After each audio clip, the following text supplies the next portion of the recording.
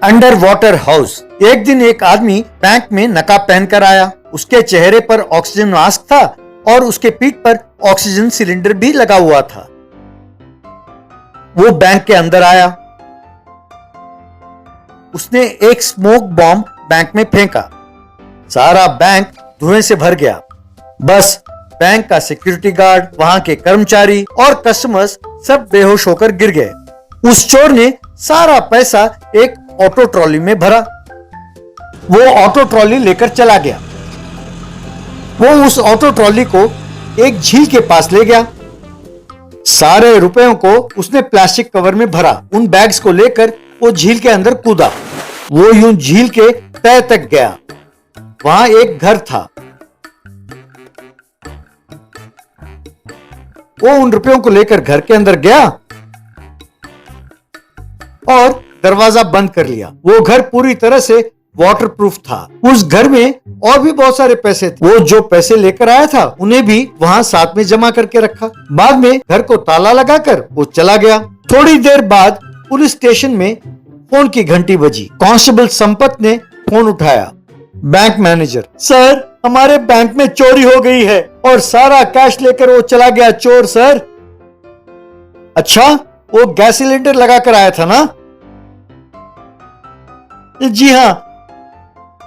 तब तो आपको आपके पैसे वापस नहीं मिलेंगे। अब तक वो 5 बैंक पूरा लूट चुका है। हमारा एसआई माधवन उसे पकड़ने के लिए लोहे के चने चबा रहे हैं। अब आप लॉन्ग व्हील अप्लाई करके घर में बैठ जाइए। अब कुछ नहीं कर सकते। तभी माधवन स्टेशन पहुंचा। सर, उस सिलेंडर चोर ने आज फिर एक बैंक को लूटा है। ओ माय गॉड, वो है कौन? पुराना चोर तो नहीं है। सीसीटीवी कैमरा में चेहरा दिखाई भी नहीं देता है। हमें तो ये भी नहीं पता कि वो लूटे हुए माल को कहां ले जाता है। चेक पोस्ट में हर गाड़ी की तलाशी ले रहे हैं, फिर भी पैसे नहीं मिलते। उसने तो मुझे परेशान कर रखा है। ये तो ठीक है सर, पर आपके प्रमोशन का क्या हुआ? आपने एसपी साहब से बात की थी? अरे हाँ, बात की है। कहते हैं देखता हूँ। तुम जानते हो कि 10 साल से मैं कितनी ईमानदारी से काम कर रहा हूँ और ये निठल्ले को प्रमोशन दे रहे हैं। ये सच्चाई का तो जमाना रहा ही नहीं। अब देखते हैं, उस बैंक के चोर को पकड़ने के बाद शायद मुझे प्रमोशन मिल जाए। किसी भी तरह उसे और उसके लूटे हुए पैसों को पकड़ना होगा। इस तरह वो चोर सिलेंडर लगाकर बैंकों को लूटने लगा। फिर झील के तह तक जाकर घर में पैसे जमा करने लगा। सरकार ने यह घोषणा किया कि जो उसे पकड़ने में मदद करेगा उसे 2 करोड़ रुपए का इनाम दिया जाएगा। कुछ दिनों बाद एक और बैंक में चोरी हुई तो एसपी सूर्या खुद चेकपोस्ट पर गए और गाड़ियों की तलाशी लेने लगे। एक ढाबा पर ट्रक क्लीनर बिट्टू ट्रक के ड्राइवर जादव से, वीर जी अब तो ट्रक खाली है ना, कम से कम आज तो मुझे ट्रक चलाना सिखाओगे? मुझे ट्रक चलाने का बहुत शौक है वीर जी, प्लीज वीर जी प्लीज। सुन, पहले से ही मेरे सिर में बहुत दर्द है, मुझे और परेशान ना करो। जब टाइम मिलेगा तब सिखा दूंगा। मैं थोड़ी देर के लिए लेटता हूँ, तुम जाकर ट्रक को धो। बिट्टू ट्रक के पास गया। वीर जी मुझे कभी ड्राइविंग नहीं सिखाने वाले, इसलिए मुझे आज ही किसी भी तरह इसे सीखना होगा, ऐसा उसने सोचा। वो ट्रक में बैठा, उसे स्टार्ट किया और आगे बढ़ाया। ट्रक को कंट्रोल नहीं कर पाया तो ट्रक यूं तेज और टेढ़ा मेढ़ा जाने लगा। अरे बाप रे, अरे ब्रेक नहीं लग रहे, आए रे, मैं तो मर गया।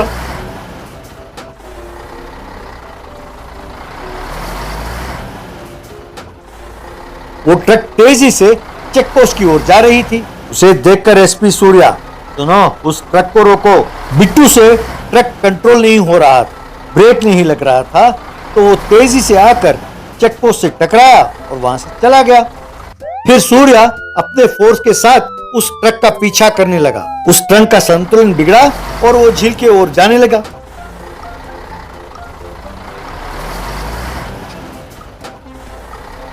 बिट्टू डर कर ट्रक से कूद गया। वो ट्रक झील के अंदर चली गई। झील के अंदर उस अंडर वाटर हाउस में चोर पैसों को जमा कर रहा था। वो ट्रक उस घर की ओर बढ़ने लगा। वो जोर से आकर उस घर के ऊपर गिरा। बस वो घर टूटकर चूर चूर हो गया और उसके अंदर के सारे रुपए पानी में तैरने लगे। इतने में एसपी सूर्या उस झील के पास आकर पहुंचा, बिट्टू को पकड़ा। थोड़ी देर में झील के सतह पर सारे रुपए तैरने लगे। सारा झील नोटों से भर गया। ये देखकर सब हैरान हो गए। इतने में वो नकाबपोश लुटेरा झील के ऊपर आया। वो भागने की कोशिश करने लगा तो उस चोर को एसपी ने जाकर दबोच लिया। उसका मास्क हटाया तो देखा तो वो एसआई माधवन था। एसपी माधवन को देखकर दंग रह गया। तुरंत माधवन को अरेस्ट करके उसे जेल में डाल दिया। जेल में माधवन से एसपी, माधवन ये तुमने क्या किया और क्यों किया? एक इज्जतदार पुलिस की नौकरी कर रहे थे, तुम्हें शर्म नहीं आती? मैं और क्या करता सर, जी तोड़ मेहनत की पर मुझे प्रमोशन नहीं मिला। सिफारिश कैंडिडेट्स को ही प्रमोशन दे रहे हैं, इसलिए मैंने खुद बैंक को लूटकर एक बड़े चोर को क्रिएट किया। मैंने सोचा कि आखिर में किसी को बकरा बनाकर उसे अरेस्ट करके सरकार को वो पैसे सौंप दूंगा। मैंने सोचा कि इस काम के लिए मुझे प्रमोशन भी मिलेगा और रिवार्ड के पैसे भी, पर उस निकम्मे लॉरी क्लीनर के कारण मेरे प्लान में पानी फिर गया। बाद में पुलिस ने बिट्टू को 2 करोड़ रुपए का इनाम दिया। बिट्टू समझ नहीं पाया कि ये सच है या सपना और वो अपने आप को चूंटी काटने लगा। लॉकर। चमनपुरा नाम के गांव में राजा बाबू नाम का एक बूढ़ा रहता था। उसका कोई सगा संबंधी नहीं था। वो हमेशा जवानों की तरह कपड़े पहनकर बड़े शौक से निकलता था। बाइक पर सवार होकर जाना, ताश खेलना, शराब पीना, क्लब में जाकर डांस करना जैसे हरकतें करते हुए जिंदगी के मजे लूट रहा था। एक दिन उसकी तबीयत खराब हुई तो एक डॉक्टर ने आकर उसकी जांच की और राजा बाबूजी, चिंता की कोई बात नहीं है, ये एक साधारण सी बुखार है। वैसे इस उम्र में भी आप यूथ की तरह रहने का क्या शौक है? इस उम्र में आपकी देखभाल करने वाला भी तो कोई नहीं है, ये बात आप याद रखना। इसीलिए आप जरा जोश कम करें तो अच्छा होगा। उनकी बातों से राजा बाबू सोच में पड़ गया। अगले ही दिन गांव वालों को बुलाकर, मेरे प्यारे गांव वालों, मैं अभी आपको एक रहस्य बताने वाला हूँ। जैसे आप सब सोचते हैं, मैं कोई अनाथ नहीं हूँ। मेरी पत्नी और बेटा है, पर पत्नी छोटी उम्र में ही मर गई थी। अब बेटा तो जब वो 2 साल का था तब मेले में गुम हो गया। मैं उसी को ढूंढ रहा हूँ। अगर वो मिल गया तो मेरे लॉकर की सारी वस्तुएं उसे ही मिलेंगी। ये सब एक टीवी रिपोर्टर अपने कैमरा में रिकॉर्ड करने लगा। बाद में यही खबर टीवी में भी आया।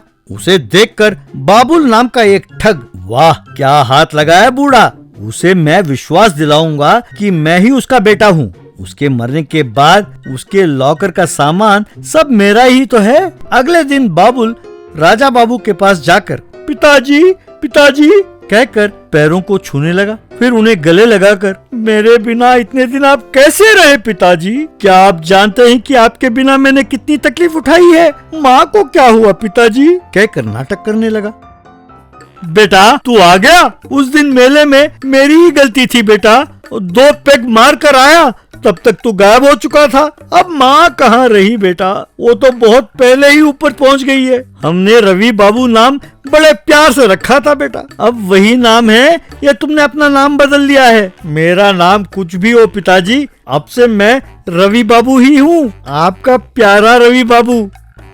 राजा बाबू उसे लॉकर के पास लेकर गया और, बेटा इस लॉकर में ही सब कुछ है, मेरे जाने के बाद ये सब तुम्हारा ही है। एक पिता के नाते मैं तो बस तुम्हें यही दे सकता हूँ बेटा।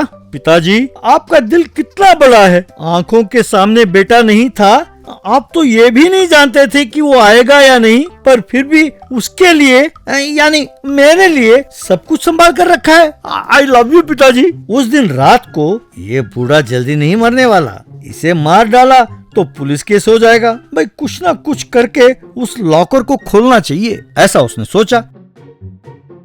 फिर एक बड़े हथौड़े को लेकर लॉकर पर जोर से मारने ही वाला था कि राजा बाबू वहां आकर, क्यों बेटे लॉकर तोड़ने वाले हो? अरे मांगते तो चाबी मैं दे देता, चाबी हमेशा मेरे कमर से ही बंधा हुआ रहता है बेटा।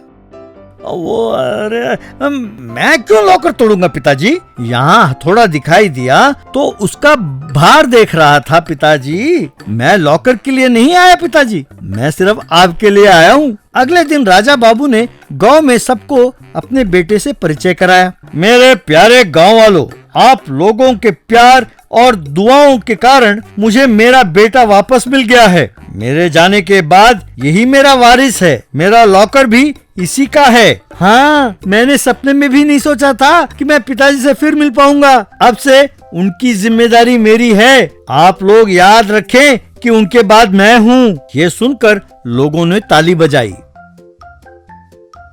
एक दिन राजा बाबू नींद में ही परलोक सिधार गया।